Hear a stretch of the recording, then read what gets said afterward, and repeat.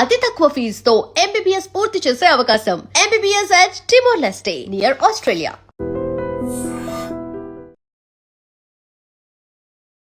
ఈరోజు పోలీస్ అధికారులు, RPF, revenue, forest department, ప్రభుత్వానికి చెందిన అన్ని శాఖల అధికారులు మొదటిసారిగా ఒక 50 సంవత్సరాల తర్వాత, అంటే కర్రెగుట్టల ప్రాంతం అనేది మీకు తెలుసు, దట్టమైన అడవి, నక్సలైట్లు, మావోయిస్టులు వాళ్ళ డెన్ లాగా ఏర్పాటు చేసుకున్న ప్రాంతం ఇది. ఇంత దట్టమైన అడవిలో గ్రే హౌండ్స్ దళాలు, ఇటువంటి స్పెషలైజ్డ్ ఫోర్సెస్, కోబ్రా లాంటి దళాలు ఏవైతే ఉన్నాయో అవి ఆపరేషన్స్ చేయడము, మళ్ళీ ఇమీడియట్గా వెళ్ళిపోవడం అనేది జరిగేది గతంలో. ఇప్పుడు మొదటిసారిగా మొత్తం అధికారికంగా ఒక బృందం ఇక్కడికి వచ్చి ఈరోజు గత సంవత్సర కాలం నుండి జరుగుతున్న అభివృద్ధి కార్యక్రమాలు ఏవైతే ఉన్నాయో, ఆపరేషన్ కగార్ అనేది కేంద్ర ప్రభుత్వం చేపట్టింది. దాంట్లో భాగంగా మావోయిస్టులని పూర్తిగా వారి ఈ హైడౌట్, ఈ డెన్ ఏదైతే ఉందో దాంట్లో నుంచి ఇక్కడ వాళ్ళని తరిమివేయడం. చాలామంది సెంట్రల్ కమిటీ మెంబర్స్ కూడా ఎప్పుడు కూడా మిలిటరీ ప్లాటూన్స్ ఇవన్నీ కూడా ఇక్కడే ఆసరగా, ఈ ప్రాంతాన్ని ఆసరగా చేసుకొని వారి ఆపరేషన్స్, సెక్యూరిటీ దళాలు, పోలీస్ బృందాలపైన చాలా పెద్ద ఎత్తున దాడులు చేసేవారు గతంలో. ఇది దాటుకొని కావాలంటే చాలా కష్టంగా ఉండేది. ఇది ఇప్పుడు కూడా చూశారు, మెయిన్లాండ్ నుండి ఏటూరు నగరం ఆ ప్రాంతం నుండి మొత్తం పామనూరు ప్రాంతం అంతా దాటుకొని ఇక్కడ రావాలంటే ఎంత, రోడ్డు వేసిన తర్వాత కూడా ఎంత కష్టసాధ్యం అనేది. సో ఈ ఆపరేషన్ కగార్లో తెలంగాణ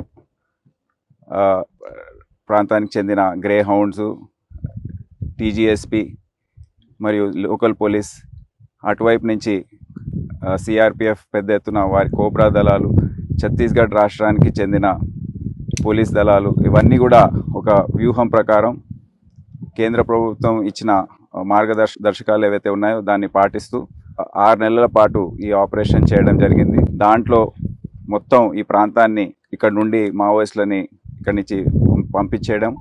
చాలామంది దీని తర్వాత వచ్చి సరెండర్ అయ్యారు. దాదాపు 700 మంది మావోయిస్టులు తెలంగాణ ప్రాంతంలోనే సరెండర్ అయ్యారు. ఛత్తీస్గఢ్ ప్రాంతంలో సెంట్రల్ కమిటీ మెంబర్స్, మరి కీలకమైన నేతలు ఎవరైతే ఉన్నారో వాళ్ళందరూ కూడా ఎన్కౌంటర్స్లో చనిపోవడం లేకపోతే సరెండర్ కావడం జరిగింది. దీంతో ఒరిస్సా, గడ్చిరోలి, AP మరియు జార్ఖండ్ ప్రాంతానికి చెందిన నాయకులు కూడా దాదాపుగా అందరూ కూడా సరెండర్ అయ్యారు. ఇప్పుడు కేవలం సెంట్రల్ కమిటీ వాళ్ళ జనరల్ సెక్రటరీ ముప్పాల్ లక్ష్మణరావు ఇలియాస్ గణపతి భార్య ఒకరిద్దరు తప్ప మిగతా వారందరూ కూడా లొంగిపోవడం జరిగింది. ప్రభుత్వం తరఫున వారికి రీహాబిటేషన్ కోసం అన్ని రకాలుగా సౌకర్యాలు ఇస్తుంది. ఫైనాన్షియల్ అసిస్టెన్స్ అనేది, వాళ్ళ రివార్డ్ అమౌంట్స్ వాళ్ళకి ఇవ్వడం, ఇతర ఆర్థికంగా సహాయం చేయడం, ప్లాట్స్ ఇవ్వడము, వ్యవసాయం చేసుకోవడానికి సహాయం కల్పించడం, జనజీవన స్రవంతిలో కలవడానికి అన్ని రకాలుగా సహాయం చేయడానికి ప్రభుత్వాలు ముందుకొస్తున్నాయి. అదే సమయంలో ఈ ప్రాంతంలో అభివృద్ధి కార్యక్రమాలు ఏవైతే అవసరమో, ఈ అడవి ప్రాంతం రిజర్వ్ ఫారెస్ట్ అయినా కొద్దిగా టూరిజం లాంటి చర్యలు చేపడితే ఇక్కడ సామాన్య ప్రజలకు వచ్చిపోవడానికి బాగుంటుంది. అప్పుడు ఏరియా ఉపాధి కల్పన అనేది జరుగుతుంది.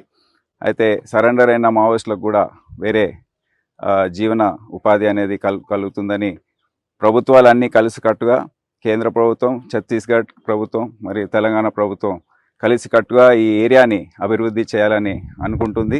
వ్యూహం ప్రకారమే ఈ రోడ్డు నిర్మాణం అనేది చాలా అవసరమని ఇంతవరకు ఒక రోడ్డు వేశారు.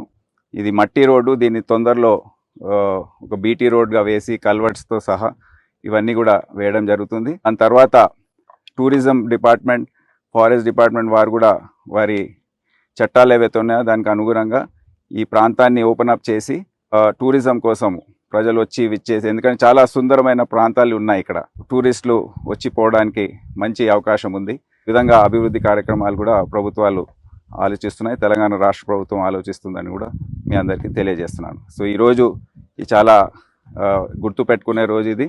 ప్రభుత్వానికి చెందిన అధికారులు దూరం వచ్చి ఇది ఒక సిగ్నల్ లాగా అభివృద్ధి చేసే కార్యక్రమాల్లో ఈ ఒక ముందడుగా ఉందని మీ అందరికీ తెలియజేస్తున్నాం.